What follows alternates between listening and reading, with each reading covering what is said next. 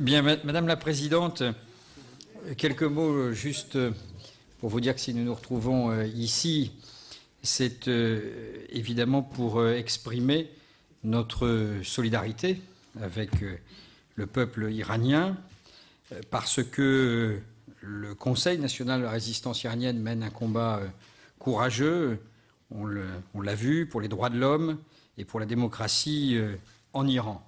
Un pays, ça a été dit tout au long des interventions, dirigé aujourd'hui par l'une des pires dictatures qui soient dans le monde, où les dirigeants ont instrumentalisé la religion pour opprimer le peuple, avec l'imposition de lois particulièrement cruelles qui font, et ça a été rappelé, de l'Iran le pays où l'on pratique le plus la peine de mort dans le monde et qui pratique aussi les châtiments corporels les plus cruels.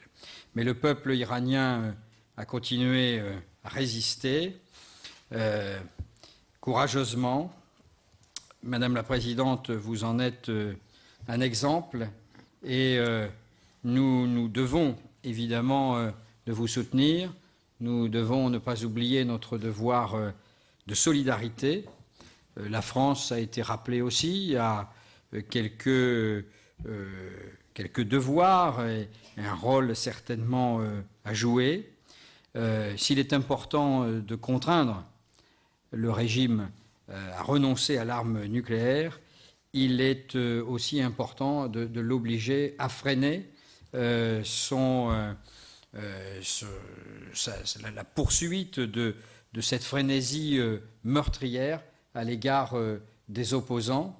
Et les parlementaires que nous sommes, notamment nos déplacements, eh bien, on doit faire très attention à tout cela.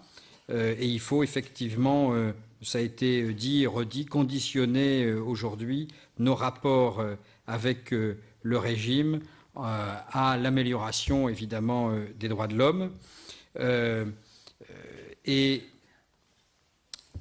Notre position, je pense, position de parlementaire est claire, ça vient d'être dit et redit. Il n'y a que la fermeté qui pourra faire avancer les choses vis-à-vis de la dictature, et c'est pour cela que nous devons soutenir l'opposition démocratique. Voilà ce que je voulais dire, Madame la Présidente.